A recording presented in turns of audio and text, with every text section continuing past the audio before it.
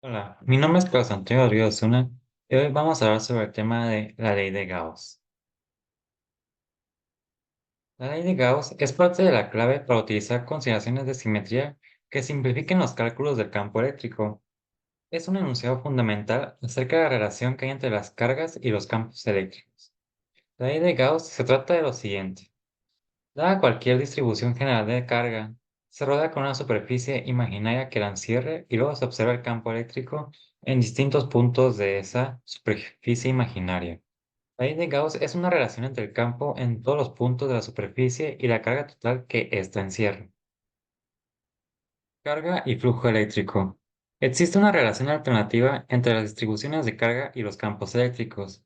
Para este análisis se presenta el ejemplo de una caja que contiene una cantidad desconocida de carga.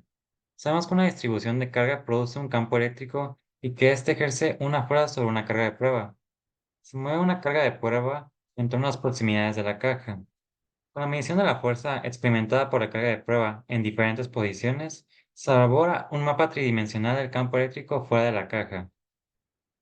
A continuación se muestran dos ejemplos, uno con carga positiva dentro de la caja y flujo hacia afuera, y otro con carga negativa dentro de la caja y flujo hacia adentro. El flujo eléctrico y la carga encerrada. Cuando los vectores de campo eléctrico apuntan hacia afuera de la superficie, decimos que existe un flujo eléctrico saliente. Cuando apuntan hacia adentro, es entrante. No hay un campo eléctrico, pero fluye hacia adentro de la caja en la mitad de su superficie y fluye hacia afuera de la caja en la otra mitad. No hay flujo eléctrico neto hacia adentro o hacia afuera de la caja. Cuando hay una carga presente fuera de la caja, está colocado con uno de sus extremos paralelos a una lámina infinita con carga uniforme que produce un campo eléctrico uniforme perpendicular a la lámina. No hay un flujo eléctrico neto. Todos estos ejemplos se pueden mostrar en las imágenes que aparecen a continuación. Cálculo del flujo eléctrico. Cuando el área es perpendicular a la velocidad del flujo y la velocidad del flujo es la misma en todos los puntos del fluido, la tasa de flujo volumétrico dV entre dt es el área A multiplicada por la velocidad del flujo V. Cuando un rectángulo se inclina un ángulo F, la proyección del área que contribuye al flujo se reduce a A coseno de F. La tasa de flujo volumétrico a través de esta área proyectada es proporcional a V por coseno de F, donde V es la velocidad del fluido, coseno de F es la componente del vector perpendicular al plano del área. Cuando F es igual a 90 grados, el flujo a través del rectángulo es nulo, ya que el borde del rectángulo se presenta al flujo. El concepto de vector de área se utiliza para describir tanto el tamaño como la orientación del área en el espacio. La tasa de flujo volumétrico a través del rectángulo se puede expresar de manera más compacta utilizando el producto escalar entre el vector de velocidad del fluido y el vector de área. En esta pantalla se muestran ejemplo gráfico de conocer estas situaciones y ejemplo gráfico de las ecuaciones que se usan para calcular estas situaciones. Flujo de un campo eléctrico uniforme. El flujo eléctrico se define como el producto del campo eléctrico E y el área A perpendicular al campo. Cuando el área es perpendicular al campo, el flujo eléctrico es simplemente E por A. Sin embargo, si el área está inclinada respecto al campo, se considera la proyección del área perpendicular al campo, que es A coseno de F, donde F es el ángulo entre el campo y el área. Por lo tanto, el flujo eléctrico en este caso es E por A coseno de F. El flujo eléctrico se representa comúnmente con la letra griega phi subíndice E. La unidad del Sistema Internacional para el flujo eléctrico es el coulomb por metro cuadrado. La elección del vector de área A se especifica utilizando un vector unitario perpendicular al área, comúnmente denotado como n. El flujo eléctrico a través de una superficie cerrada se elige como positivo cuando fluye hacia afuera de la superficie y negativo cuando fluye hacia adentro de la superficie. Aquí se muestran tres ejemplos de estas situaciones anteriormente descritas. Flujo de un campo eléctrico no uniforme. Cuando el campo eléctrico no es uniforme o el área A es parte de una superficie curva, se divide A en pequeños elementos de A, cada uno con un vector unitario perpendicular. El flujo eléctrico a través de cada elemento se calcula y luego se integran los resultados para obtener el flujo total.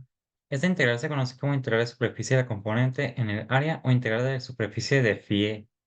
La ecuación que representa esto es la que se presenta en la pantalla. En esta ecuación, el flujo eléctrico es igual al valor medio de la componente perpendicular del campo eléctrico multiplicado por el área de la superficie. Esta definición es consistente con la que se obtuvo en la sección anterior, pero ahora se expresa de manera más matemática. Carga puntual dentro de una superficie esférica. La ley de Gauss establece que el flujo eléctrico total a través de cualquier superficie cerrada es proporcional a la carga eléctrica total dentro de la superficie. Para una carga puntual positiva Q ubicada en el centro de una superficie esférica imaginaria de radio R, el campo eléctrico en cada punto de la superficie es perpendicular a ella y tiene la misma magnitud en todos los puntos. Este campo eléctrico se calcula utilizando la fórmula E es igual a 1 entre 4pi por E sub 0 por Q entre R cuadrada. El flujo eléctrico total a través de la superficie esférica es el producto de la magnitud del campo eléctrico y el área total de la esfera, que es 4pi por R2 o al cuadrado. Este flujo es independiente del radio R de la esfera y solo depende de la carga Q encerrada por la superficie. Este resultado se puede interpretar también en términos de líneas de campo. Todas las líneas de campo que atraviesan una esfera más pequeña también atraviesan una esfera más grande centrada en la misma carga puntual, lo que significa que el flujo a través de ambas esferas es el mismo. Este principio se aplica no solo a toda la esfera, sino también a cualquier región de su superficie, lo que implica que el flujo eléctrico es independiente del radio de la esfera. Entonces, la expresión que nos queda al final se encuentra ahí abajo en la pantalla, que va a ser Q entre E sub 0. Carga puntual dentro de una superficie no esférica.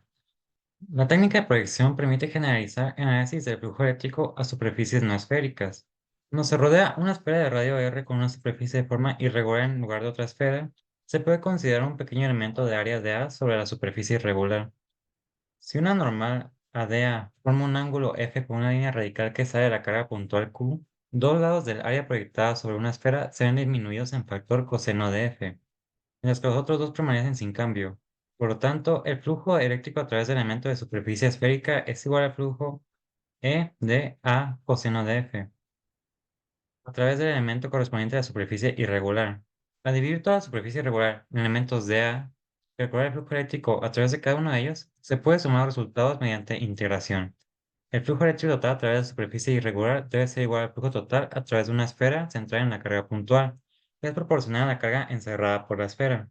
Por lo tanto, para cualquier superficie cerrada que contenga la carga Q, el flujo eléctrico total a través de ella se expresa mediante la integral que se presenta en la pantalla.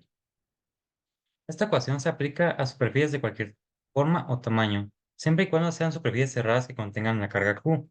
Los elementos de área y los vectores unitarios correspondientes siempre apuntan hacia fuera del volumen encerrado por la superficie.